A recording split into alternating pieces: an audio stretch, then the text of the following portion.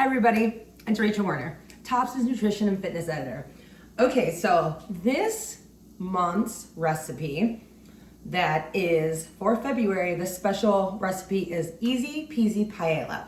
Now, paella can take a little time to make, but the version I created for our Tops community is on the website, so it's gonna be less time than maybe what you're used to. And then this month's video that you're watching right now is actually, I'm gonna show you even more time-saving tips, right? To even cut it down even more than the total time that we have posted on the recipe via the Tops website. You ready to go? Okay, let's get into it. I actually already have the cooking process started.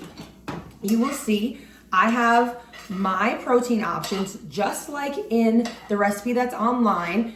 I am using the plant-based chorizo and plant-based chicken. The version that's online, so the nutritional analysis you're seeing it, is based on using just regular poultry chicken and then also like chorizo. Now remember, I give you multiple options of different protein sources that you can include with your, if you're gonna try and DIY this yourself. So any of those options would work.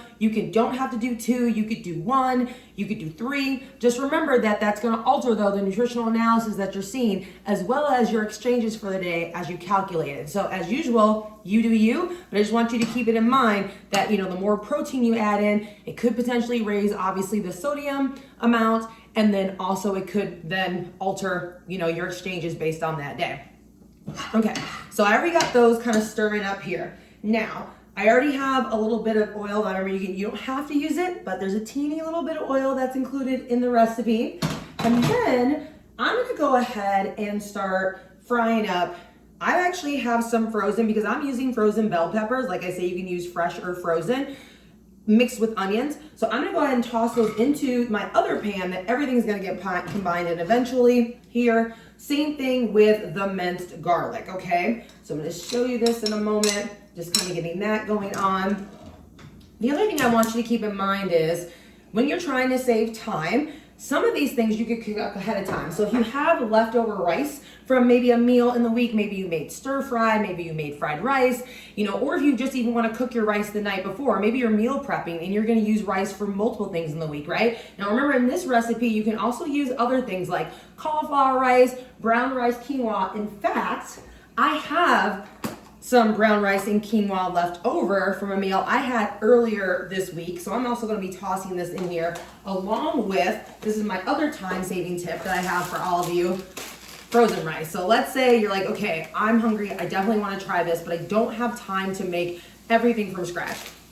The great thing about buying like pre-cooked rice, so I like frozen rice packets because one, like servings, right? This is a great way to kind of already know, okay, it tells you right on the box. It's 2 servings per bag, 3 servings per bag, 4, just depending on the brand that you buy. So this is a great way also to keep like portion control sizes like right on point with what you're trying to do. So I'm gonna use just a small part of this of a bag. This one is like still frozen, but I have one I've already heated up that I'm gonna toss in here.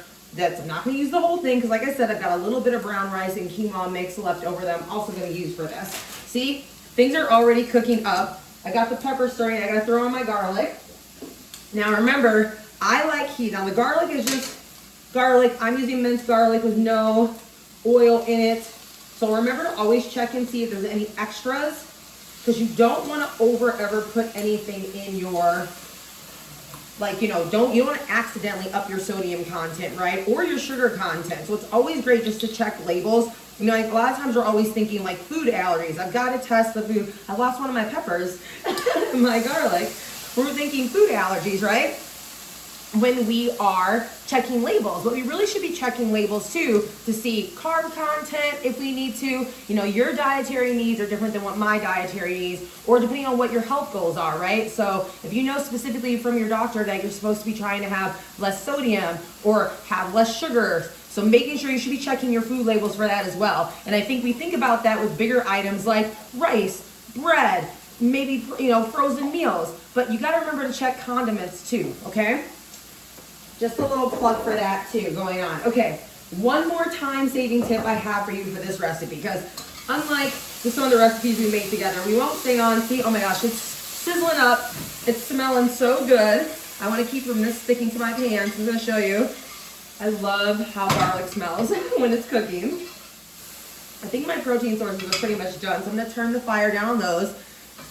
My last time saving tip for you for this recipe is, now, it says diced tomatoes. One thing you could also use too, especially if you're someone not everyone loves like the texture of like canned tomatoes, right? So you could also use just a tomato sauce again with no sodium, or like veggie soup, assuming there's like no noodles or anything in it. So that's kind of what I have. Again, I had some leftover soup, so I'm gonna show you this without like leftover from this week that I mixed with even more tomatoes and sauce. Again, because I'm all about eliminating food waste, so don't be afraid to use what you have on hand, which is what I will show you with the next item I'm gonna be using. Because, you know what I don't have in my house right now is frozen peas. But you know what I do have? I literally have like a handful of frozen green beans that I need to get out of my freezer because I have this massive bag, and there's literally maybe like a fourth of a cup of green beans left. So guess where it's going? It's going in my paella. Okay? So don't feel like you need to go out and buy just because of recipe. I'm hoping you guys are already doing this. But again, great way. I love this recipe because it's super modifiable based on what you need and how much time you have, but also use what you have on hand. So that way you're saving money, you're saving time, one less trip to the grocery store. Because again, if we go in there to buy one thing, we'll come out oftentimes with 10 things and like half of them we don't need. At least I do. Okay, I almost lost my spoon here. I'm gonna grab that out of my pot. Going back to mixing it up. So yeah, I'm getting those green beans out of the freezer, opening up some space, and just a reminder, add like frozen peas to my grocery list the next time I go in. Stir, stir, stir, and let you see what this is looking like. Okay, so I'm gonna let that simmer probably for another minute or two, and then I'm gonna add in my rice. Well, actually, first thing I'm gonna toss in is the brown rice quinoa mix I have left over, because that has been cold sitting in the fridge. The microwaved rice is warm, so I can just add that in more toward the end. Then I'm gonna add my protein sources in, and that's it. It's gonna be time to eat. So I cannot wait. So this finished product of this is what you're gonna be seeing in the photo with the recipe online. Remember that if this video is helpful, like if there's something that I said, or you're like, oh my gosh, I never thought of it that way before, or that was a great reminder, drop it in the comments.